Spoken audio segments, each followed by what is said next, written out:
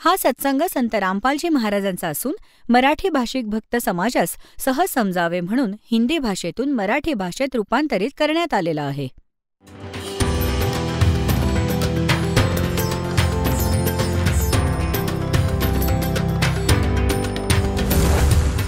और ज्ञान सब ज्ञान डी कबीर ज्ञान सो ज्ञान और जैसे घोड़ा तोब कायम करता चले मैदान. जगद्गुरु तत्वदर्शी संत रामपालजी महाराजांचे अमृत वचन सर्व पवित्र धर्मांच्या व पवित्र शास्त्रांच्या आधारावर. इथे जरी सगळ्या सुविधा आहेत तुमच्याजवळ, गाडी पण आहे, घर पण आहे, कोणी मिनिस्टर बनले, मंत्री बनले, प्रधानमंत्री बनले आणि उद्या मृत्यू झाला तर भविष्याची तर जराही चिंता नाही आपल्याला. आपण तर या संसाराच्या चक्रव्यूहालाच सगळे मानून बसलो आहोत. या अज्ञानाला दूर करण्यासाठी सत्संगाची व सद्गुरूची आवश्यकता असते. आणि सौभाग्य आहे तुमचे की तुम्हाला हे दोन्ही प्राप्त झाले. सद्गुरू पण भेटले. सद्गुरू भेटले तर तत्वज्ञान आणि सज्ञान, सतनाम, सारनाम सगळेच मिळेल. तर सांगायचा भाव हा आहे दासाचा की झांकी वेख कबीर की नानक कीती वाह व सिखा का गलपडी कोण छुटावता. अशाच एका शीख भक्ताला, म्हणजे आता तर भक्त इथला झाला, तसे तर शीखचा अर्थ शिष्य होतो, त्याला मी वाणी ऐकवली जेव्हा थोडीशी संगत होती आणि जवळजवळ बसत असायचो. तर मी म्हटले, झांकी वे कबीर की नानक कीती वाह व सिखा का गलपडी अब कोण छुटावता. तर तो म्हणाला, सर्व तर सुटलं आता. ते सर्व तर तेव्हा सुटलं जेव्हा मला यथार्थ ज्ञान झालं. मी खरा शीख बनलो. दास हीच प्रार्थना करतो, खरे शीख बना, खरे हिंदू बना, खरे मुसलमान आणि ख्रिश्चन बना. कारण खऱ्याचा अर्थ होतो शास्त्रात जे लिहिलेले आपले ग्रंथ आहेत, प्रमाण आहेत, त्याच्या अनुकूल जी आपण साधना करू, त्याचेच अनुकूल ज्ञान ग्रहण करू, तर आपण खरे बनू. मग जरी हिंदू म्हणा स्वतःला, किंवा मुसलमान म्हणा, किंवा शीख म्हणा, किंवा ख्रिश्चन म्हणा, कारण धर्माचे सगळे नियम एकत्रित आहेत आणि सगळ्यांचे एकसारखेच आहेत. कोणता फरक नाही असू शकत धर्मासाठी. त्याचे नाव जरी काहीही ठेवा, जसे काही टॅबलेट्स असतात, गोळ्या, त्यात सॉल्ट तेच असते, नाव कंपन्यांचे जरूर वेगळे वेगळे असेल, त्या सेम लाभ देतील. जेव्हा नाव पण वेगळे आहे आणि त्याचे सॉल्ट पण वेगळे आहे, तर वेगळे सॉल्ट तिथे काम नाही करू शकत. ज्या रोगासाठी ते एक सॉल्ट निर्धारित आहे तेच असेल तर ते काम करेल. अशाच प्रकारे हे समजा. तर प्रसंग चालू आहे की ज्या महापुरुषांना परमात्मा भेटले त्यांनी काय प्रमाण दिले आणि आपले सद्ग्रंथ काय सांगतात, आणि जेव्हा हे दोन्ही जुळून येतील, हे दोन्हीही एका स्थानावर येऊन थांबतील, तर मग आपण भगवानाला ओळखण्यात कोणती चूक नाही करणार. मोठ्या सहजतेने आपण परमात्म्याला ओळखू. यासाठी हे सगळे प्रमाण दिले जात आहे. आता जो प्रसंग चालू होता की झांकी वे कबीर की, आता आभारी आहोत, परमात्म्याने दया केली की जन्मसाखीमध्ये थोडेसे प्रमाण मिळाले. एकच 2 ओळीत लिहिले आहे. तर आज शीख समाजावर हे उपकार होतील. एक खूप मोठे वरदान सिद्ध होईल. ही जी भाई बालेवाली जन्मसाखी, याला हे समजतील आणि ओळखतील जेव्हा नानक साहेब हे नाम जप करत होते. आणि जन्मसाखीला तर प्रत्येक मूल ओळखते की 1 नंबरचा ऑथेंटिक ग्रंथ आहे शिखांचा. आणि मग गुरु ग्रंथ साहेबला आहेच, ती तर वाणी आहे त्यांची, त्या महापुरुषांची, परंतु ही पण कमी दर्जाची बाब नाही त्यांच्या दृष्टीने. आणि तिसरे प्राणसंगलीमध्ये जी गुरु नानक देवजींची वाणी सिलेक्ट गुरु ग्रंथ साहेबमध्ये नाही आली, ती तर ही पण एक अपूर्णता सांगत आहे की गुरु नानक देवजींची सगळी वाणी संग्रहित नाही झाली. कंप्लीट ज्ञान होते त्यांच्याकडे, जसे गरीबदास साहेबजींकडे होते. तर त्यातून जसे प्राणसंगली वेगळी बनवली, त्यातून पण काही यात लिहिले आहे भूमिकेमध्ये. प्राणसंगलीच्या हिंदीमध्ये, पंजाबीमध्ये जी पतियाळा युनिव्हर्सिटीमधून छापली जाते, तिथे यात स्पष्ट दिले आहे की यात 160 अध्याय होते आणि केवळ 120च घेतले गेले आहेत. तर 40 अध्याय राहिले. ज्यात हे सतनाम 2 अक्षरांचे विशेष डिटेलसहित होते. तर त्या महापुरुषांनी ज्यांनी गुरुग्रंथ साहेबची वाणी गोळा केली, एकत्रित केली, संकलित केली, तर त्यात काही याच दृष्टिकोनातून सोडले की त्यात या सतनामाच्या जपाचे विशेष वर्णन आहे. श्वासाच्या जपाचे प्राणसंगली म्हणून म्हणतात. यासाठी सोडले की कुठे कोणी शीख समाजाची व्यक्ती त्या सतनामाचा जप न करो. गुरुग्रंथ साहेबमध्ये लिहिले होते आणि त्यांना मर्दानाप्रमाणे झटका बसेल, गुरुदेवांच्या आज्ञेचे उल्लंघन झाल्याने ते पापाचे भागीदार होतील. या दृष्टिकोनातून हटवले गेले. पण मालकांचा खेळ कोणाला समजेल. आता इथे हे असे प्रमाण दिले उदाहरणासहित. याच्यात जन्म साखीमध्ये, समुद्र की साखीमध्ये की गुरु नानक देवजी या नामाचा जप करत होते, हे सतनाम आहे, यानेच मोक्ष होईल. तर सांगायचा मुद्दा हा आहे. आता गरीबदासजी सांगतात, हम सुल्तानी नानक तारे, दादू को उपदेश दिया, जाति जुलाहा भेद न पाया, वो काशी महे कबीर हुआ. ज्याही महापुरुषांना परमेश्वर भेटले त्यांनी त्यांचा बाईने महिमा सांगितला आहे. जिन मुझको निज नाम दिया, सोए सतगुरु हमारे, दादू दूसरा कोई नहीं, ये कबीर सिरजनहारे. सुन सुन साख कबीर की, यू कालम नवावे माथे, धन धन तीनों लोक में, दादू जोड़े हाथे. अशा प्रकारे नानक साहेबजींनी म्हटले आहे. फाई सूरत मुल्क की वेश, ए ठगवाड़ा ठगी देश, खरासियाणा भोता बारी, धानक रूप रहा करता. पान नंबर 24 गुरुग्रंथ साहेबच्या पान नंबर 24 वर लिहिलेले आहे. पूर्ण शब्द आहे हा. आणि 721 पानावर लिहिले आहे की एक अर्ज गुप्तम पेश तोदर, कून करतार, हक्का कबीर करीम तू, बेऐब परवरदिगार. एक अर्ज पेश तोदर, एक अर्ज गुप्तम पेश तोदर. तुमच्या चरणी माझी एक विनंती आहे भगवान. हे कुण करतार म्हणजे शब्दस्वरूपी राम. सगळे रचणारे रचनाकार करतार म्हणजे सगळ्या सृष्टीला करणारे, रचणारे. हक्का कबीर, हक्का म्हणजे सत्य, अविनाशी, खरा सत्य कबीर, सच्चा कबीर. हक्का कबीर, करीम तू, करीम म्हणजे दयाळू. बेऐब परवरदिगार, बेऐब म्हणजे निर्विकार, परवरदिगार म्हणजे सगळ्यांचे हित इच्छिणारे. तुम्ही आहात कबीर साहेब. स्पष्ट नाव लिहिले आहे. आणखी पण खूप ठिकाणी 731 पानावर गुरुग्रंथ साहेबमध्ये लिहिले आहे की नीच जात परदेसी मेरा, खिन आवे तिन जावे, जाकी संगत नानक रंदा, कैसे मोड़ा पावे. नीच जात परदेसी मेरा. जो छोट्या जातीतला तुम्ही म्हणता तो परदेशी आहे, तो माझा मालक आहे, माझ्या सोबत आहे. एक सेकंद पण इथे बसला आहे तर दुसऱ्या सेकंदाला तो सचखंडात. तर परमात्मा पण म्हणतात, पहुंचूंगा छन एक में जन अपने के काज, हरनेक से पूजो मार दो मन नरसिंह दडलो साज. आता अजून पण सगळ्या महापुरुषांनी. तर अशाच प्रकारे दास तुम्हाला कुठे आणू इच्छितो. गीताजी अध्याय नंबर 15 श्लोक नंबर 1 वर आपण परत येऊ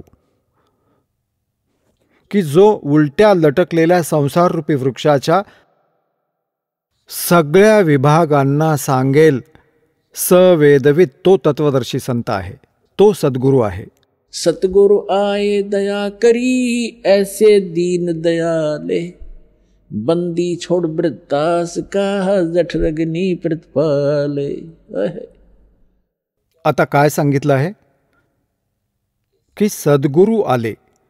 या सद्गुरू शब्दाला तुमच्या हृदयात ठेवण्यासाठी, सामावण्यासाठी की सद्गुरू कोणाला म्हणतात, आजच्या सत्संगाचा विषय आहे. जोपर्यंत सद्गुरू समजणार नाही तर हे खोटे पण सद्गुरू. जेव्हा तुम्हाला ओरिजिनल वस्तूचे ज्ञान होईल तर त्यांच्याबरोबर जर डुप्लिकेट पाहिले तर लगेच बघाल की तुम्हाला या सगळ्या क्वालिटीची माहिती होईल, मग रिजेक्ट कराल. नाही, हा सद्गुरू नाही होऊ शकत. आणि सगळ्यात मोठा घोटाळा सगळ्यात मोठा घोटाळा दासाने पाहिला आहे या अध्यात्म मार्गातला. 100% घोटाळा, 100% आहे. अरे काय अजब आहे. इतके अनमोल काम, इतके अनमोल जीवन, ही क्षतिपूर्ती तर कधी नाही होऊ शकत जो तुमच्याबरोबर होत आहे धोका. हे नकली संत आणि हे गुरु आणि आचार्य शंकराचार्य स्वामी यांनी बट्ट्याबोळ करून ठेवला, काजी मुल्ला आणि हे पंडित. तर पुण्यात्म्यांनो, इतकी तर कुठेही हेराफेरी पाहिली नाही या दासाने कोणत्याही क्षेत्रात. आणि सर्वात मूळ काम जीवाचं हेच आहे मनुष्याचं, यांनी बट्ट्याबोळ करून ठेवलाय.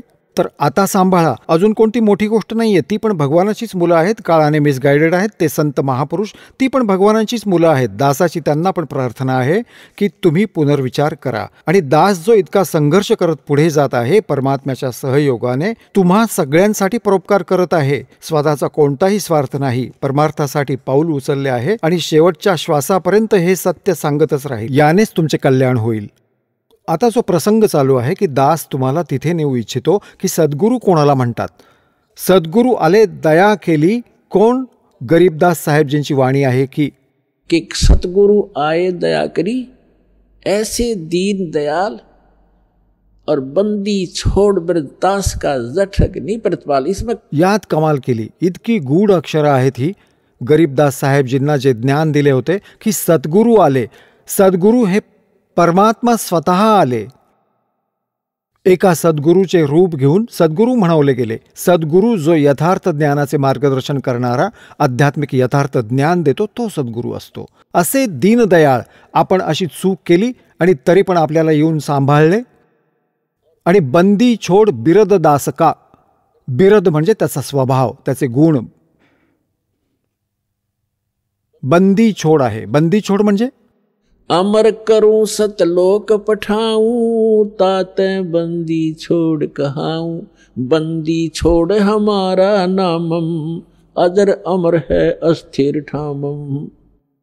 आमचे बंदी छोड नाव आहे आणि आमचे स्थान वर आहे. वर जसे स्वामी रामानंदजींना परमात्मा भेटले आणि त्यांच्याबरोबर वार्ता झाली की त्यांनी स्वतः सांगितले की आम्ही हम ही अलखला है कुतुब गोस और पीर, गरीबदास खालिक जनी हमरा नाम कबीर. फिर कहते स्वामी सृष्टा में सृष्टि हमारे तीर, दास गरीब. गरीबदासजी सांगत आहेत परमात्मा आणि स्वामी रामानंदजींची वार्ता आपल्या वाणीत परमात्म्याकडून ज्ञान प्राप्त करून. दास गरीब अधर बसू. अधर म्हणजे वर, वरती. आणि अविगत सतकबीर तो वर राहतो. तर इथे परमात्मा स्वतः आले. सतगुरु आए दया करी, ऐसे दीन दयाल और बंदी छोड़ दास का जठक नहीं प्रतिपाल. बंदी छोडला डिफाईन केले आहे मग गरीबदास साहेबजींनी की कबीर साहेबांनी स्वतःला बंदी छोड म्हटले आहे की अमर करीन, जन्म मृत्यूचा रोग कायमचा समाप्त करीन, त्या सतलोकात घेऊन जाईन तुम्हाला. अमर करूं सतलोक पठाऊं, सतलोकात पाठवून देईन. आणि ताते बंदी छोड़ कहाऊं, बंदी छोड़ हमारा नामम. आणि आमचे जे स्थान आहे, अजर अमर है अस्थिर ठामम. अजर अमर. अजर म्हणजे तिथे म्हातारपण नाही येत. अमर तिथे कधी मृत्यू नाही होत. ते आमचे स्थिर, अचल म्हणजे ते सदा राहणारे शाश्वत स्थान आमचे. तिथे आमची राजधानी आहे, तो आमचा लोक आहे. तुम्हाला तिथे घेऊन जाईन. यासाठी मला बंदी छोड म्हटलं जातं. तर गरीबदासजी म्हणतात सद्गुरू आले. आता जसे स्वामीजी रामानंदजींना सगळे काही ज्ञान समजावले, मग थोडासा अभिमान अजून राहिला त्यांच्या मनात. म्हटले की माझी समाधी लागते, मला प्रकाश दिसतो, मला धून ऐकू येते. तेव्हा मालक म्हणाले 5 वर्ष वय असे उभे होते पुढे विणकराच्या मुलाने. म्हणजे सांसारिक दृष्टीने लोक विणकर समजत होते. ते परमात्मा आले होते. कारण ते स्वतः पण म्हणतात अवगत से चल आए भाई, मारा कोई भेद मरम नहीं पाया. मग म्हणतात मात पिता मेरे कोई नाही, ना मेरे गरदासी, अर्जुल है का सोत आण कहाया, जगत करे मेरी हासी. मला विणकराने मला उचलून नेले, त्याला मी सापडलो आणि त्याच्या घरी राहिल्यामुळे मला विणकर म्हटले जाते, विणकराचा मुलगा म्हटले जाते. यासाठी संसार माझी चेष्टा करत आहे. तर मी पूर्ण परमात्मा आहे. हूँ तारण तरण अभयपद दाता, मैं हूँ कबीर अविनाशी. तर इथे रामानंदजींशी परमात्म्याचे बोलणे झाले. रामानंदजींनी म्हटले की मी आत समाधिस्थ होतो, तेव्हा परमात्म्याने म्हटले की समाधिस्थ व्हा. आता समाधिस्थ होऊन कुठे जाल त्रिवेणी म्हणतात. योग युक्त प्राणायाम कर और जीत्या सकल शरीर, वो त्रिवेणी के घाट पे अटक रहे बलवीर. पुढे जाऊन 3 रस्ते असतात आणि समोरचा रस्ता आहे वर जाण्यासाठी. तर समोरच्या रस्त्याला काळाने ब्लॉक करून ठेवले आहे. इथल्या कोणत्याही मंत्राने नाही उघडू शकत, ओमने पण नाही उघडू शकत. यासाठी तत्मंत्राची आवश्यकता आहे. त्याच्यासोबत या समोरच्या रस्त्याला उघडण्यासाठी ब्रह्मरंध्राचा घाट आहे. म्हणतात ब्रह्मरंध्र के घाट को खोल न सकता एक, और द्वारे से फिर जाते हैं से बहुत अनेक. तिथून धक्के खाऊन उलटे परत येतात आणि त्याला आपलं शेवटचं उद्दिष्ट मानतात. तेव्हा परमात्म्याने म्हटलं की हे 3 रस्ते झाले, आता कुठे जाल. म्हटलं माहीत नाही. बस हे तुला मेल्यानंतर माहीत पडेल. मृत्यूच्या नंतर तुम्ही जाल या मार्गाने. या मार्गात पुढे जाऊन सगळ्यात पहिल्यांदा धर्मराजाचा लोक दिसेल. तिथे तुमचे अकाउंट होईल आणि तिथून तुम्ही ज्या पण इष्ट देवाची उपासना केलेली आहे त्या लोकात तुम्हाला पाठवले जाईल. तुम्ही विष्णूला इष्टरूपात पूजत असाल तर तुम्ही विष्णू लोकात जाल आणि तिथे तुमच्या पुण्यांना समाप्त करून मग 84 लाखात परत याल. या गोष्टींना तर स्वामीजी परिचित पण होते. मग सांगितले की समोरचा जो मंत्र आहे हे ब्रह्मरंध्राचे दार आहे, याला उघडून दाखव. कोणत्या पण मंत्राने, कोणत्या योगाने, साधनेने सगळे काही करून पाहिले पण नाही उघडले. तेव्हा परमात्म्याने म्हटले मी उघडू याला. म्हटलं हो उघड. तर परमात्म्याने म्हटले की मी सतनामाचा जप करेन श्वासाने आणि तुमचे हे गेट उघडेल ब्रह्मरंध्राचे. तर सतनामाचा जप केला मालकांनी. ती तर लीला होती, तसे ते उघडू शकत होते, परंतु आपल्यासाठी हत्यार सांगितले आहे. तर लगेच ते कपाट उघडले. सतगुरु खोलले बदर कपाटा, वज्रद्वार उघडले एकदम फटाक्कन. तर परमात्मा रामानंदजींना घेऊन गेले वर. काळ दाखवला. या ब्रह्मांडात त्याची स्थिती 3 स्थान दाखवले, जिथे रजोगुण प्रधान क्षेत्र, तमोगुण प्रधान क्षेत्र, सत्वगुण प्रधान क्षेत्र, जिथे हा 3 मुलांना उत्पन्न करतो. मग वरती तप्तशिला दाखवून मग 11वं द्वार पार केलं. 11व्या द्वारातून प्रवेश होतो. या 7 शंख ब्रह्मांडांचं जे आहे अक्षर पुरुषाचं, त्यात प्रवेश होतो. आणि तो सतनामाचा जो दुसरा मंत्र आहे त्याच्या शक्तीने, त्याच्या कमाईने त्यात प्रवेश करता येतो. मग 12वं द्वार आहे जे अक्षर पुरुषाच्या लोकाच्या सीमेला पार करून भवर गुहेत प्रवेश करतं. तर भवर गुहेच्या पुढे सतलोक येतो. भवर गुहा तर तशी प्रत्येकच लोकात जाताना येते. प्रत्येकाचा तो आपला आपला विभाग सगळ्यांचा वेगवेगळा बनलाय. तर 12वं द्वार पार केले की सतलोक येतो. आत्तापर्यंत हे 10व्यातच आवाज करत होते. एक जम्मूमध्ये रांजडीमध्ये तो मधु परमहंस आहे, कख माहीत नाही त्याला, त्याने चुकून एक 11वी खिडकी वाचली कबीर साहेबांच्या कबीर सागरमध्ये. छाती फुलवू लागला. 11वं द्वार मिळालं. कोणाला नाही ब्रह्मांडात माहीत 11वं द्वार मिळालं. त्याला तर ते मिळालं जसं हांसी. तिथं लिहिलेला बोर्ड की बरवाला पुढचं नाही वाचलं 30 किलोमीटर 35 किलोमीटर. तर हीच गोष्ट आहे की कबीर साहेब यांच्या वाणीत 12वं द्वार सांगितलं आहे. 12 दर मद बस मोरा बालुम ताहवा ध्यान लगाओ हो. गरीबदासजींनी सांगितले की असंग जन्म तना मरत्या होगे जीवित क्यों ना मरे रे, और 12 दर मद महल मठबो रे बहुर ना दे धरे रे. ते 12वं द्वार पार करून ते स्थान आहे जिथे परत जन्म नाही होत.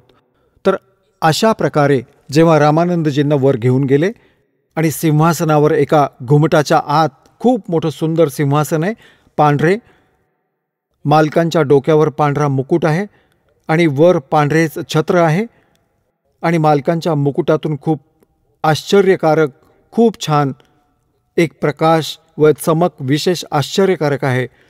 तर तिथे जाऊन रामानंदजींनी पाहिलं, खरोखर भगवान तर हे आहेत. तर कबीर साहेब चौऱ्या ढाळू लागले. त्या परमात्म्यावर खालून बालक रूपात गेले होते. थोड्याच वेळात सिंहासनावर विराजमान झालेले ते परमात्मा उभे राहिले, ज्याच्या एका रोमकुपात कोटी सूर्य कोटी चंद्र मिळून जितकं तेज आहे, त्या मालकांच्या प्रकाशाचा तो पण फिका पडेल. कोटी सूर्य कोटी चंद्रांचा प्रकाश एका रोमाचा, इतकी शोभा दात्याची. ते उठून उभे राहिले आणि कबीर साहेब बसले त्या सिंहासनावर, असंख्य ब्रह्मांडांच्या सिंहासनावर. 5 वर्षाचा बालक विराजमान झाला. रामानंदजींची बुद्धी भ्रमित झाली की हा विणकराचा मुलगा आणि हा परमात्मा दिसत आहे समोर उभा, हे तर समजले इथे येऊन. आणि याच्यावर तो बालक बसला भगवानाच्या सिंहासनावर, आणि भगवानाने आसन सोडले. इतक्यात काय पाहिले, तो चौऱ्या ढळू लागला. जो मालक बसला होता, असंख्य ब्रह्मांडांचा स्वामी, आणि 5 वर्षांचा बालक सिंहासनावर तख्तावर बसला, त्यावर चौऱ्या ढाळू लागले. आता रामानंदजींचे डोके चक्रावून गेले की हे काय चालू आहे. इतक्यात काय झाले, तो विचार करत होता यातला भगवान कोणता आहे.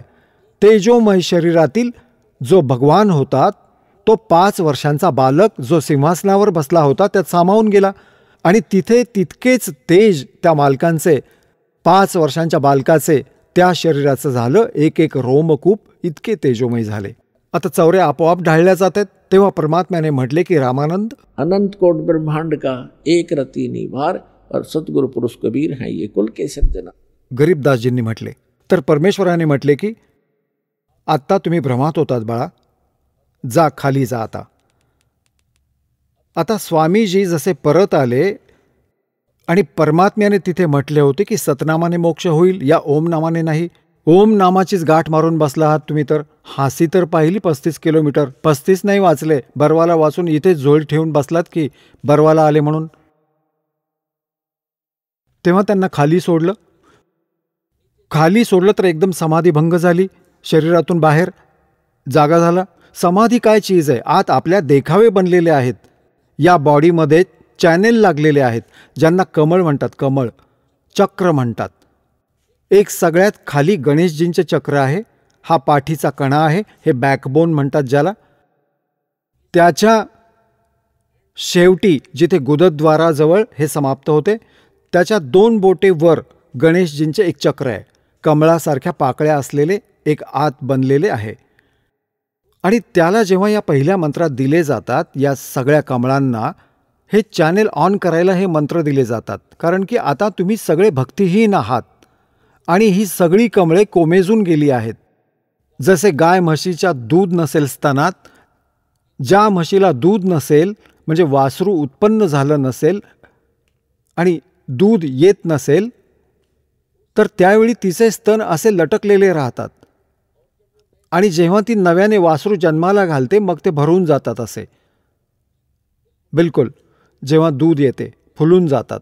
अशा प्रकारे तुमची जेव्हा भक्ती स्टार्ट होईल, त्या भक्तीने तुमची ही सगळी कमले उमलायला सुरुवात होईल. आता तर ही सगळी सुकली आहेत, हळूहळू अशी होतील या मंत्रांच्या भक्तीने. तर हे जे महापुरुष ऋषी महर्षी झाले, काय करत असत? साधना करत असत, हठयोग करून करून. तर भक्ती कोण करेल? तुम्हाला सांगितले, पूर्वजन्मातले संस्कारी असतील ते भक्तीला लागले आहेत. बिचारे संघर्ष करत आहेत. जरी त्यांना कुठे जायला लागले, काही पण करायला लागले, घर पण सोडावे लागले, ते तयार आहेत करायला. परंतु रस्ता न मिळाल्याने ते सगळे सॅक्रिफाईस पण व्यर्थ होते. ती कुर्बानी पण चुकीची सिद्ध झाली त्यांची. तर ते हे करतच राहतात. तर चुकून त्यांची समाधी लागली. कोणत्या तरी कमळात पोहोचले. मूळ कमळात गणेशजी, त्याच्या 2 बोटे वर आहे सावित्री आणि ब्रह्माजींचे, जे स्वादचक्र आहे. मग नाभी जी बेंबी आहे, नाभी याच्या मागे पाठीच्या कण्यात नाभी कमळ आहे. दोन्ही स्तनांच्या मध्ये इथे हृदय कमळ आहे. इथे नाभी कमळात विष्णू आणि लक्ष्मीजींचा चॅनेल आहे. जे त्यांच्या लोकात कार्य होत आहेत शरीरात, ते सर्वांना सगळे बघू शकतात. ज्यांचे हे चॅनेल ऑन होतील, वर्किंगमध्ये आले, तर आता तर सगळे हे कंडम होऊन पडले आहेत. कनेक्शनच नाही तुमच्याजवळ, हे चालतील कसे? तर मग आता कंठकमळ आहे. कंठकमळ, हे कंठकमळ याच्या इथे नाही आहे, इथे थोडेसे बेंड असते. तर तिथे दुर्गाजीचे अष्टांगीचे मायाचे कमळ आहे. आणि मग पुढे त्रिकुटी. त्रिकुटी इथे तशी सांगितली जाते, तशी पण इथे नसते. इथे बॅकसाईडला एक सरळ वरून येते. मग इथे सहस्त्रार कमळ आहे. इथे जिथे हिंदू शेंडी ठेवत होते ती सहस्त्रार कमळाची ओळख होती. सांगायचा मुद्दा असा की हे चॅनेल लागलेले आहेत. चुकीने तो ऋषी कोणत्या तरी चॅनेलमध्ये प्रवेश करून गेला मागच्या, आणि तिथे काय दृश्य आहेत, जसे कुठे अप्सरा नाचत आहेत, कुठे झरे वाहत आहेत, कुठे कोणाचा देखावा येत आहे, कोणत्या त्या देवाचा, कुठे काही होत आहे. तर ती समाधी तेव्हाच टिकेल. हे मन याने इथे कोणती वेगळी वस्तू चांगली पाहिली तर ते तिथे काही काळ थबकते. तर आपण विचार करतो समाधिस्थ आहे हा, आणि हे फुकटची ओझी वाहत आहेत. डिंब करें डोंगर चढ़ाएं ये अंतर चीनी जोल और जग जाने भक्ति करे ये बोवन सोल बबूल. तर समाधी, जसे तुम्ही 3 तास तिथे जाता फिल्म बघायला, पूर्वी जात होता, आता नाही जात, आम्ही जात होतो. तर 3 तास माहीत नाही पडत, कारण त्यात एकापेक्षा एक बकवास बघायला मिळत होती. तर मन तर तिथेच रमेल जिथे याला बकवास बघायला मिळत होती. तुम्ही कुठे बस स्टँडवर उभे आहात, बसची वाट बघत, कधी बसाल, परत उठून बघाल की आली का बस. तर 2 मिनिट नाही टिकू देत या माणसाला जागेवर, आणि ते हजारो वर्ष बसले. कशासाठी? की आत ती बकवास बघत राहत होते. तर असेच रामानंदजी समाधिस्थ होऊन बकवास बघत बसायचे. जेव्हा ते खाली आले आणि समोर तो परमात्मा परत 5 वर्ष वयाचा समोर बसलेला दिसला, हात जोडून आणि पाया पडून म्हणतात, तेव्हा काय म्हटले की बोलत रामानंद जी सुनो कबीर करतार. नाहीतर धानक विणकर खालच्या जातीतला माझ्यापासून दूर हो, दूर उभा केला होता पडदा टाकून.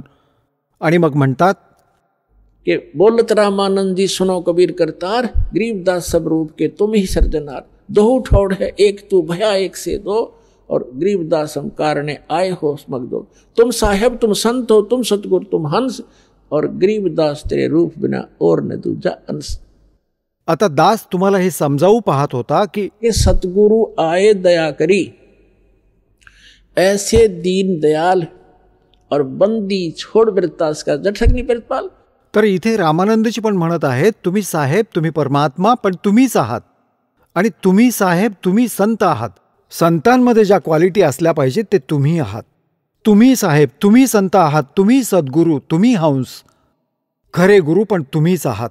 एक हंस म्हणजे एक भक्त. हंस कोण असतो? एक पक्षी असतो. जी त्यात क्वालिटी असते, दूध आणि पाण्याला वेगळे वेगळे करतो, चोच घालताच. तर तुम्ही हंस पण तुम्हीच आहात, ज्याने दूध व पाणी गाळून घेतले, वेगळे वेगळे केले. खरे ज्ञान काय आहे आणि चुकीचे ज्ञान काय आहे. दुसरी हंसाची क्वालिटी असते, तो बगळ्यासारखा असतो, आणि तो एकाच सरोवरात दोघे असतात. बगळ्याची ओळख आहे, तो मासे, बेडूक जे मिळेल ते खाईल. परंतु हंस असे काहीही खात नाही, मोतीच खातो. तर अशाच प्रकारे हंसचा अर्थ आहे की या संसारातील जी राजनीती, याचे जे पद, यासाठी सगळे जीवन घालवणे, ही माया जोडणे, हे तर आहे एका बगळ्याचे काम. आणि हंसाचे काम यातून दूर होऊन राम नामाचे मोती खाणे, तर तो हंस म्हटला जातो. तर इथे सांगितले आहे, तुम साहेब तुम संत हो. साहेब म्हणजे भगवान, और तुम सतगुरु तुम हंस. सद्गुरू पण तुम्हीच आहात, कारण खरे ज्ञान तुमच्याकडे आहे. त्वमेव माताच पिता, ते गुण आहेत व हे गुणही तुमच्यात आहेत. और गरीबदास तेरे आप बिना परमात्मा और न दूजा अंश. तर इथे दास समजावू पाहत आहे की हे सद्गुरू, जे 15व्या अध्यायाच्या प्रथम श्लोकावर परत येऊ, की सगळ्या उलट्या लटकलेल्या संसाररूपी वृक्षाचे सगळे विभाग सांगेल सवेदवित. आणि सद्गुरू परमात्माच असू शकतो, दुसरा सद्गुरू असूच शकत नाही. परमात्म्याशिवाय खरे ज्ञान देणारा कोण? मुले आपल्या वडिलांची सगळी जीवनशैली कसे सांगू शकतात? ते स्वतःच सांगतील व लिहितील, तेव्हा आपण पुढे सांगू शकू. तर परमात्मा स्वतः सद्गुरू बनूनच येतात. आणि हे वेद सांगतात की परमात्मा वरच्या लोकात बसला आहे, तिथे सिंहासनावर बसला आहे, राजाच्या प्रमाणे दिसतो, तिथून चालून येतो, चांगल्या आत्म्यांना भेटतो आणि खरे ज्ञान देतो, तो सद्गुरू. तर इथे काय सांगितले आहे? सद्गुरू रूपामध्ये आलेल्या परमात्म्याने गीताध्याय नंबर 4 श्लोक नंबर 32 मध्ये सच्चिदानंद घन जो आपल्या मुखकमलातून वाणी म्हणतो, अक्षर पुरुष एक पेड़ है, सर पुरुष वा की डारे, और तीनों देवा शाखा हैं ये पात रूप संसारे। त्या परमात्म्याने 600 वर्षांपूर्वी आपल्या सच्चिदानंद घनब्रह्मच्या वाणीत सूक्ष्म वेदात आपल्या मुखातून सांगितले आहे की अक्षर पुरुष एक वृक्ष आहे. जमिनीच्या बाहेर जे दिसते त्याला वृक्ष म्हणतात आणि मूळ गुप्त आहे ते नाही सांगितले, ते दास सांगायला आला आहे. त्या परमात्म्याने पाठवलेला त्याचा दास की कबीर इज गॉड, जो मूळ रूप भगवान आहे, सगळ्यांचा मालक. तर इथे परमात्म्याने गीता अध्याय नंबर 15 श्लोक नंबर 1 मध्ये सांगितले आहे की जो संसाररूपी वृक्ष आहे त्याच्या सगळ्या भागांना जो सांगेल तो आहे तत्वदर्शी संत, तो सद्गुरू आहे. तर त्या परमेश्वराने येऊन सांगितले अक्षर पुरुष एक पेड़ है, सरपुरुष बाकी डार, निरंजन ज्याला ज्योत निरंजन म्हणतात, और तीनों देवा शाखा है ये पात रूप संसार. विभाग सांगितले सगळे. तर ही सद्गुरूची ओळख आहे. तर म्हणतात कौन राम का जपते जापम अर्थात कटना तुमरे तीनों तापम. तुम्ही ज्या भगवानांची भक्ती करता त्याने तुमचे 3 ताप पण नाश नाही होऊ शकत, भूत प्रेत पण नाही पळू शकत, आणि मोक्ष तर 100 कोस लांबची गोष्ट आहे. आणि सतगुरु मिले सर्व सुख होई. आता सद्गुरू भेटतील तर सगळे सुख मिळेल. आता तुम्हाला काही भक्तांचे अनुभव दाखवतो. परमात्मा कबीर परमेश्वराला शरण आल्यानंतर त्यांना कसे सुख मिळाले. पहिले ते किती कष्टमय जीवन जगत होते आणि परमात्म्याने आज त्यांना हातावर घेतले. समर्थ का शरणा गहो रंग होरी हो और कभू ना हो काज राम रंग होरी. आता बघा, ऐका त्या भक्तांचे स्वमुखी अनुभव. आता तुम्ही त्या श्रद्धाळूंचे सत्संग, त्यांचे अनुभव ऐकले, जे की सतलोक आश्रम बरवालामधून उपदेश प्राप्त झाल्यावर परमेश्वर कबीरजींच्या परवानगीने त्या समर्थाच्या कृपेने यांना सुख कसे मिळाले, कसा अनुभव आला. तर पुण्यात्म्यांनो, तुमचे कर्तव्य आहे, म्हणतात आप तेरा जगतार ही, तुमचे तर कल्याण निश्चित आहे जर मर्यादेत राहाल आणि भक्ती करत राहाल. तुमचे व तुमच्या परिवाराचे कल्याण निश्चित आहे. परंतु तुमचे हे पण कर्तव्य आहे, जबाबदारी आहे की चुकलेल्यांना रस्ता दाखवा. ज्याला ज्ञान नाही, भटकत आहेत, त्यांना समजावण्याचा प्रयत्न करा, पण प्रेमाने. कोणाला तुम्ही समजवायला जाल त्याला एकदा तर ते कडू लागेल. तुम्हाला पण असेच जाणवले असेल पहिल्यांदा. आम्हाला पण असेच वाटले होते. जसे गोरखनाथजींना परमात्म्याने म्हटले होते, गोरखनाथ में सबका गुरुआ, मी सगळ्यांचा गुरु आहे, पूर्ण विश्वाचा. तर गोरखनाथजी म्हणत होते, आपका तुमरा वचन मोय लाग गए कड़ुआ. तुम्ही जे म्हणत आहात ना स्वतःला की मी सगळ्यांचा मार्गदर्शक आहे, गुरु आहे, ही गोष्ट मला आवडत नाही, ती कडू लागते, वाईट वाटते. तेव्हा परमेश्वराने म्हटले, कड़ुआ लगे सो मीठा होई, हमरी बात पती जोई. आमच्या म्हणण्यावर विश्वास कराल तर आज जे तुम्हाला कडू लागत आहे ते एक दिवस गोड होईल. तर पुण्यात्म्यांनो, तुमचे कर्तव्य आहे या परमेश्वराच्या खऱ्या ज्ञानाला आपल्या भावा बहिणींना, सगळ्या विश्वाच्या सगळ्यांपर्यंत पोहोचवा, एकेका व्यक्तीपर्यंत. आपण सगळे एका परमात्म्याची मुले आहोत. आपण आपल्या नकळत वेगळे वेगळे झालो. चुकीच्या गुरूंनी आपल्याला वेगळे केले तर परत आपण एक होऊ शकतो. या परमात्म्याच्या ज्ञानाला लोकांपर्यंत पोहोचवा. इथून आश्रमातून जी प्रचाराची सामुग्री ती घेऊन जा आणि प्रयत्न करा सगळ्यांपर्यंत पोहोचवण्याचा. तुमच्यावर एक विशेष उपकार होईल. आत्मप्राण उद्धार ही ऐसा धर्म नहीं और. एका जीवाला काळाच्या त्या जाळ्यातून सोडवून सतलोक आश्रमाशी जोडण्याचं इतकं पुण्य मिळेल जसे कोटी गायींना खाटकापासून वाचवण्याचे एक पुण्य असते. तर तुम्हाला इतकं पुण्य मिळेल. तुम्ही पण प्रचार करा आणि प्रेमाने करा. कोणाशी संघर्ष नका करू. कोणी तुम्हाला वाईट बोलले तर आपला भाऊ बहीण समजून, याला तर माहिती नाही आहे तर याच्याशी भांडू नका. पुढे चला. ज्याला रुचेल त्याला ज्ञान समजवा आणि इथून पुस्तके घेऊन ती वाटा आणि सगळ्यांचे कल्याण करा. बोलो सतगुरुदेव की जय.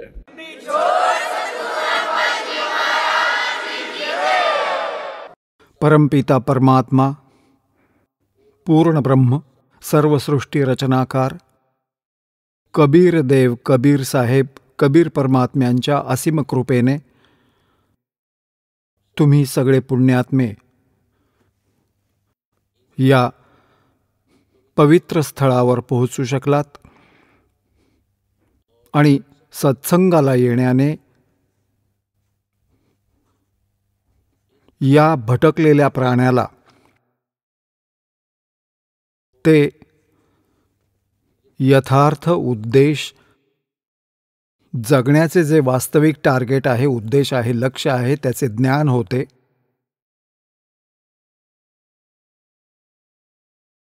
परमात्मा कबीरजींनी सूक्ष्म वेदात म्हटले आहे, सतगुरु के दरबार में जाइयो बारंबारे, बोली वस्तु लखावही ही है सतगुरु दातार.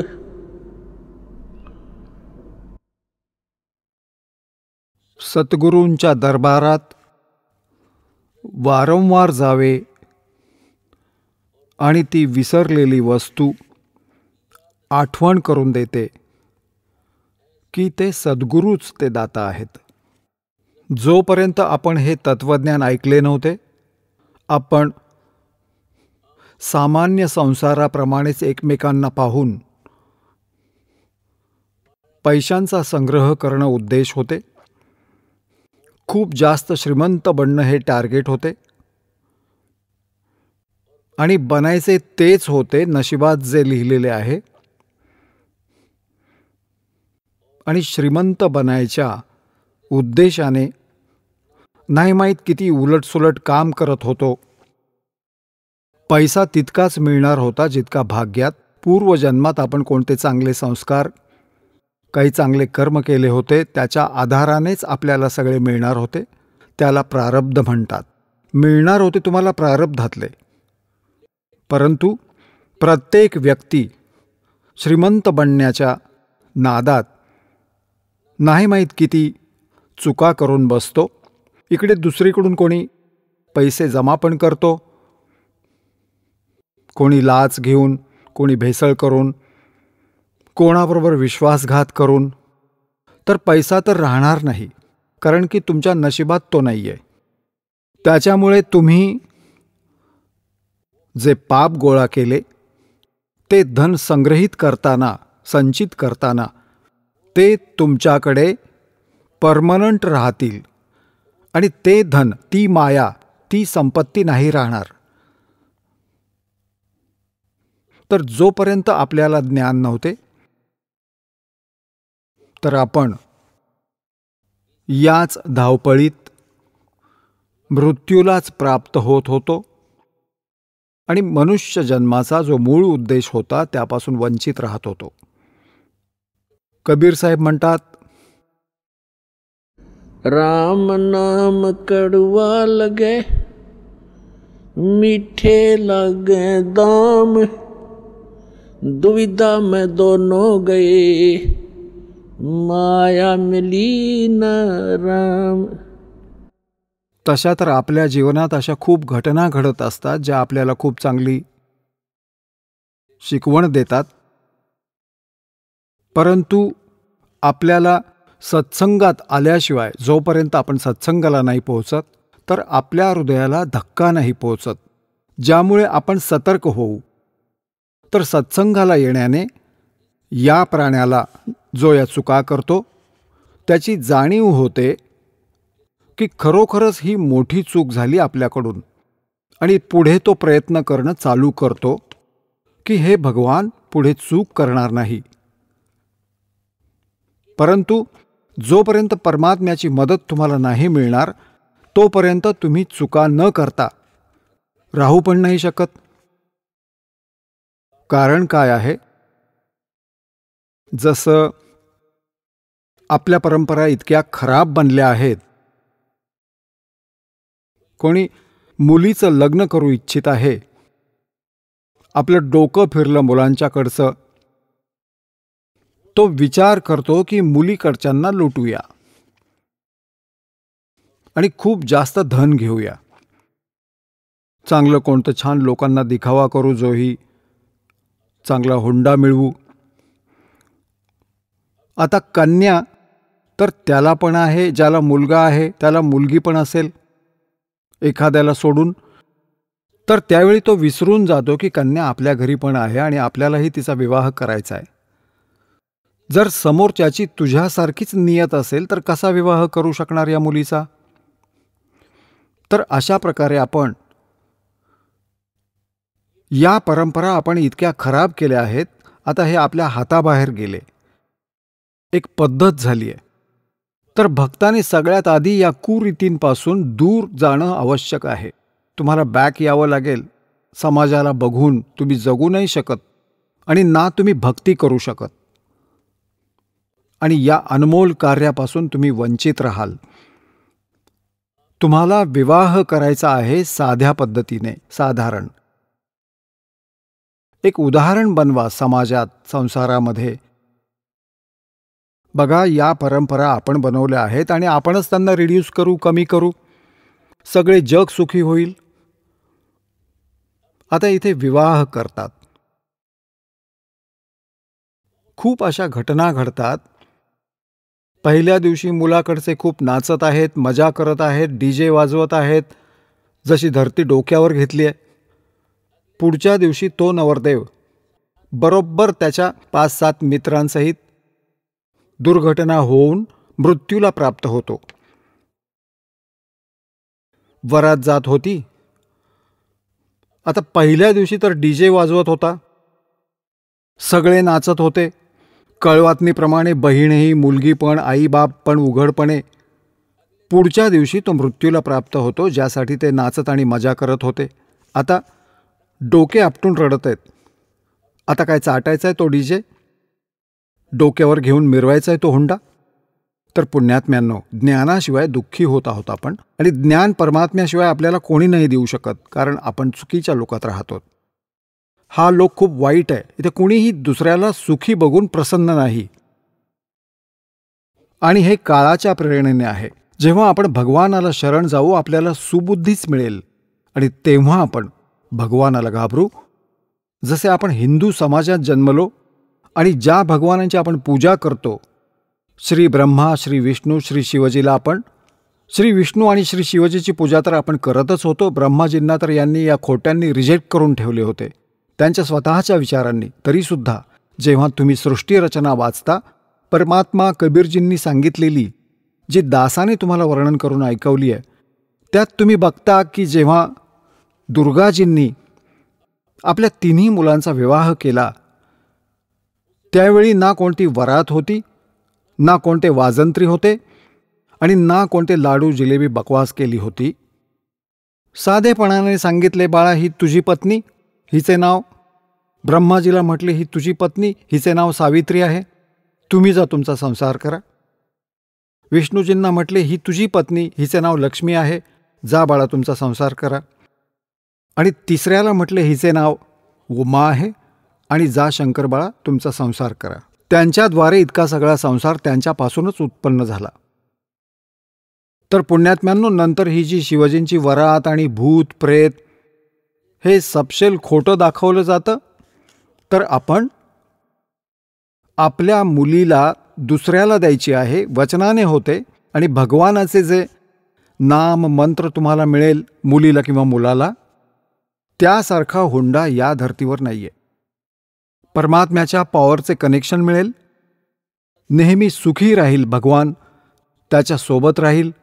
तर आपण या गोष्टीची भीती ठेवून राहिले पाहिजे की आज आपण कोणाकडून हुंडा घेतला तर हे आपल्यावर कर्ज झाले,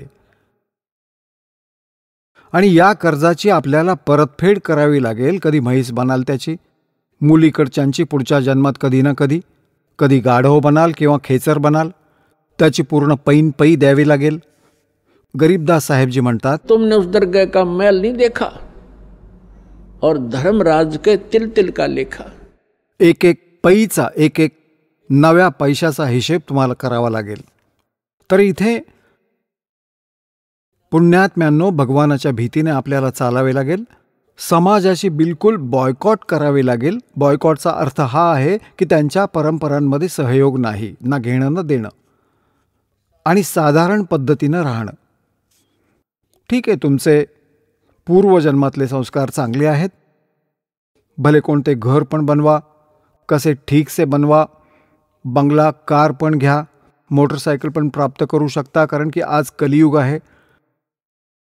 तर सांगायचा मुद्दा हा आहे की जर भगवानांची दया आहे तर घ्या, नाहीतर भक्ताला जगण्यासाठी आपल्या परमात्मा कबीरजींच्या त्या जीवनशैलीवर नजर टाकायला पाहिजे.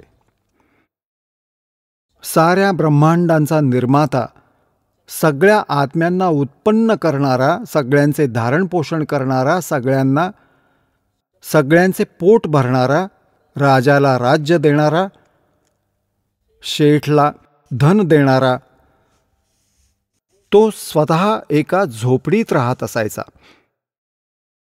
सगळ्या ब्रह्मांडाचे पोट भरणारा, सगळ्यांचे धारण पोषण करणारा, असंख्य ब्रह्मांडांचा संचालक बनारसमध्ये एका झोपडीत राहत होता.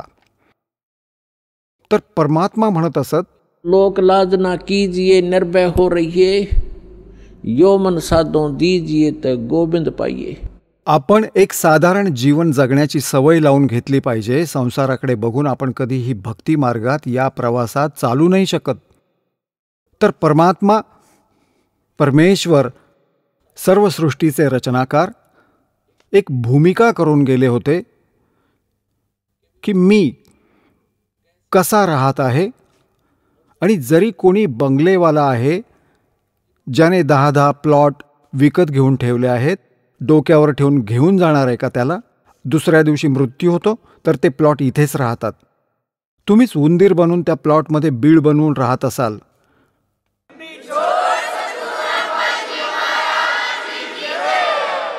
चला आता आपण त्या श्रद्धाळूंचे अनुभव जाणून घेऊया ज्यांनी जगद्गुरु तत्वदर्शी संत रामपालजी महाराज यांच्याकडून दीक्षा प्राप्त केलेली आहे, तसेच त्यांच्याद्वारे सांगितलेल्या भक्ती मार्गावर चालत आहेत.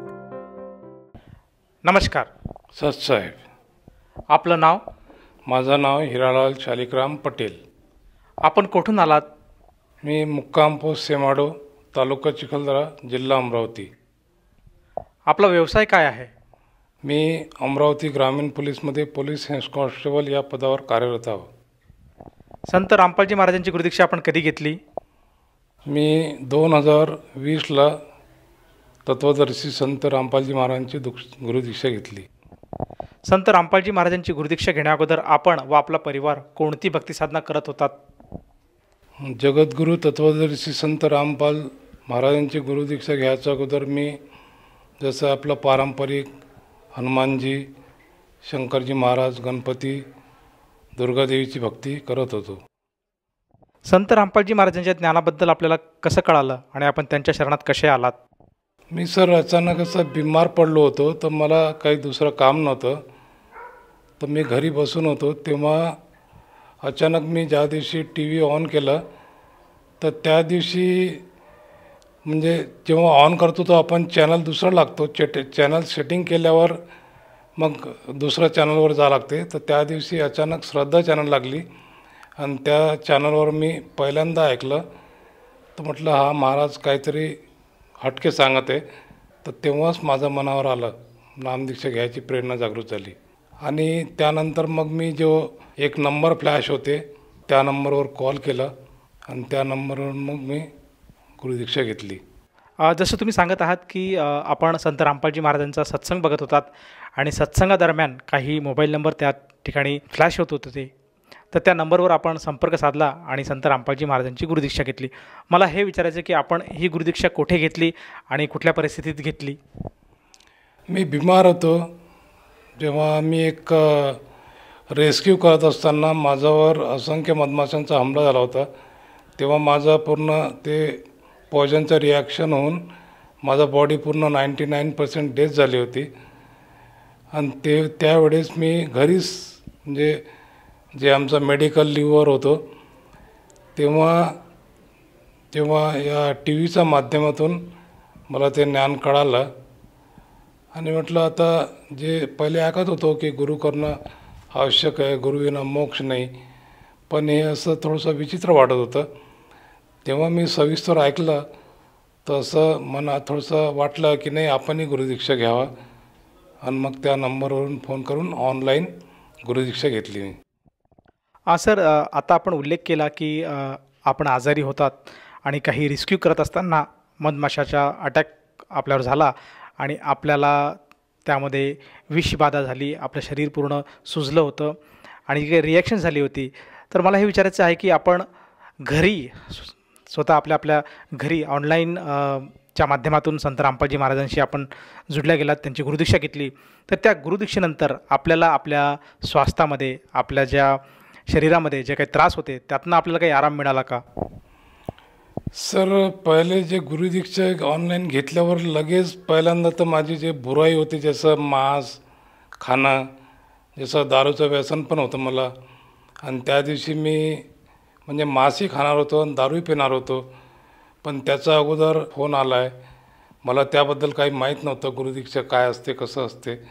तर त्यांनी मला काय प्रोसिजर करायला सांगितलं, ग्लासमध्ये पाणी घ्या, थोडंसं गोड घ्या, तुम्ही एका रूममध्ये चालला जा. आणि ते कोरोना काळचं असल्यामुळे मला ते गुरुदीक्षा सेंटरवर जाता आलं नाही, म्हणून त्यांनी मला सांगितलं तुम्ही ऑनलाईन घेऊन टाका.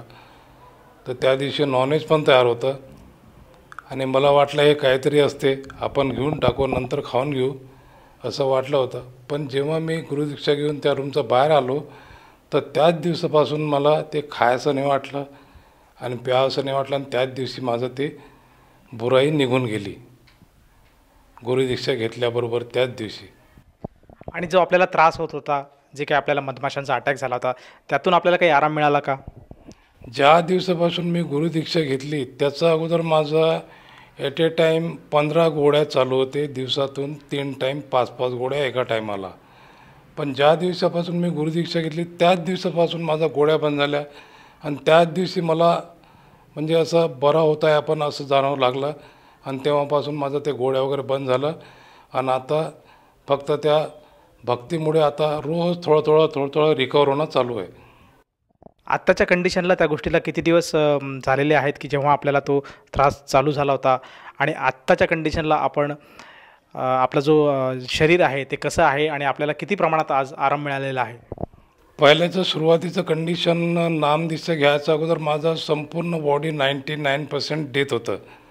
मला उठवायला 2 जण लागत होते, डाव्या साईडला 1 जण, उजव्या साईडला 1 जण, उठवायला, बसवायला, झोपवायला, कुठं अजून बाकीचे विधी करता प्रत्येक वेळेस 2 जण लागायचे. पण ज्या दिवसापासून मी गुरुदीक्षा घेतली जगद्गुरू तत्वदर्शी संत रामपालजी महाराजची, तेव्हापासून मी रोज रिकवर होतो आहे. आज मी स्वतः चालत आहे, स्वतः मी मोपेड गाडी चालवतो आहे, म्हणजे मला कोणत्याही आधाराची आवश्यकता नाही आहे सध्याच्या परिस्थितीत. या सर्व गोष्टीवर आज डॉक्टर काय सांगत आहेत? डॉक्टरनी मी जेव्हा त्यांना विचारलं की ते तुम्ही गोळी चेंज करून घ्या, तर मी म्हटलं आता गोळी चेंज करून घेतल्यावर मला मदत तुमच्या गोळ्यामुळे रिॲक्शन झालं होतं, तर तुम्ही अजून गोळी चालू करा, नाही तर तुम्हाला अजून ते जे पहिले झालं होतं ते रिॲक्शन होऊ शकते. पण मी त्यांचं ऐकलं नाही, कारण की मला पूर्ण विश्वास होता आपले जगद्गुरू तत्वदर्शी संत रामपालजी महाराजांवर. आणि आज मी 1 रुपयाची गोळी न घेता फक्त सद्भक्तीमुळे आज रिकवर होत आहे आणि आज स्वतःहून चालवत आहे, फिरत आहो, गाडी चालवत आहो.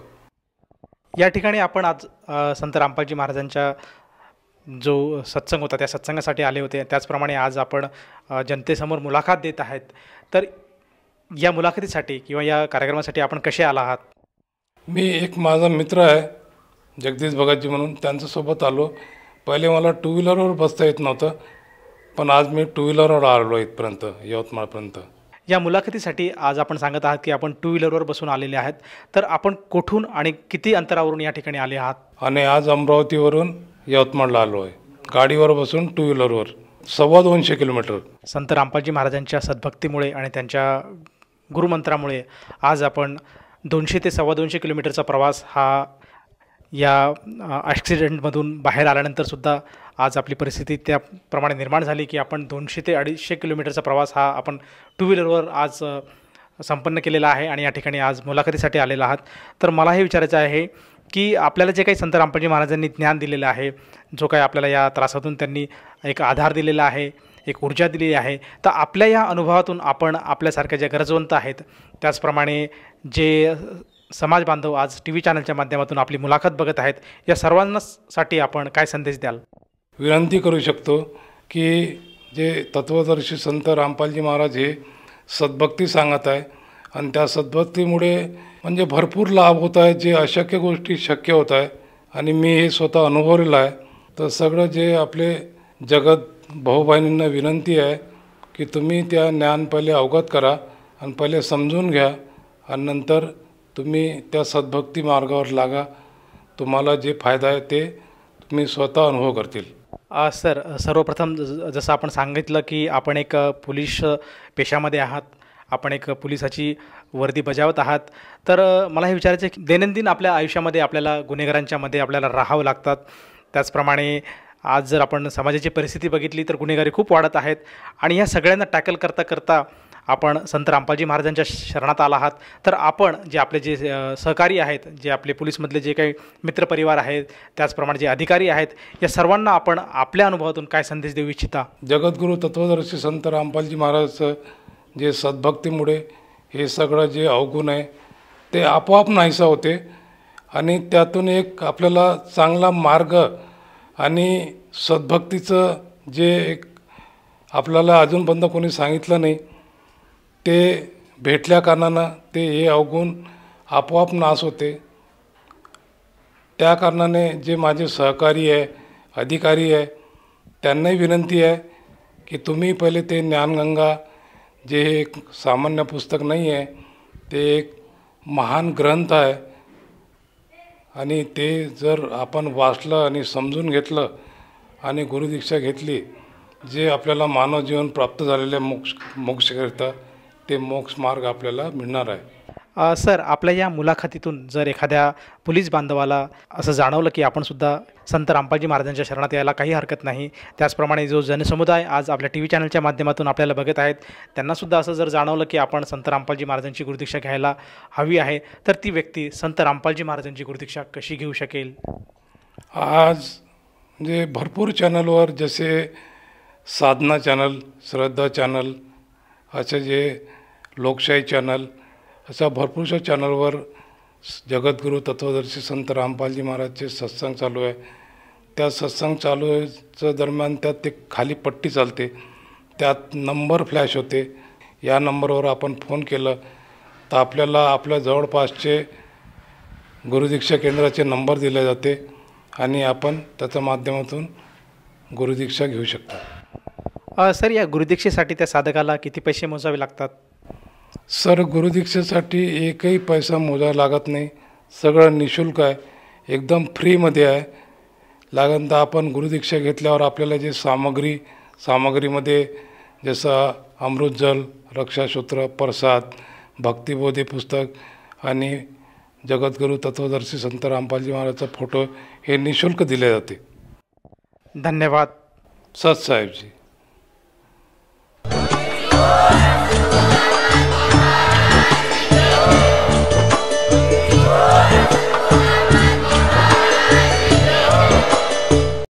आपण ऐकत होता जगद्गुरू तत्वदर्शी संत रामपालजी महाराज यांचे मंगल प्रवचन, ज्यांच्या शुभ आशीर्वादाने संपूर्ण विश्वामध्ये 500 पेक्षा जास्त नामदीक्षा केंद्र आहेत, जिथे निशुल्क नामदीक्षा दिली जाते. निशुल्क नामदीक्षा प्राप्त करण्यासाठी आणि अधिक माहितीसाठी संपर्क करा 7030303951 7030303952. अद्वितीय आध्यात्मिक ज्ञान वाचण्यासाठी, पाहण्यासाठी आणि ऐकण्यासाठी संत रामपालजी महाराज ॲप अवश्य डाउनलोड करा किंवा आमची वेबसाईट www.jagadgururampalji.org वर विजिट करा. आम्हाला सोशल मीडियावर फॉलो करा. सर्व पवित्र धर्मांच्या पवित्र शास्त्रांवर आधारित प्रमाणित अनमोल पुस्तक ज्ञानगंगा किंवा जगण्याचा मार्ग यापैकी कोणतेही एक पुस्तक निशुल्क मागवण्यासाठी आपण आम्हाला आपले पूर्ण नाव, पूर्ण पत्ता, पिनकोड आणि फोन नंबरसह लिहून 7030303951 किंवा 7030303952 या नंबरवर SMS करू शकता किंवा 7030303950 या नंबरवर व्हॉट्सअप देखील करू शकता.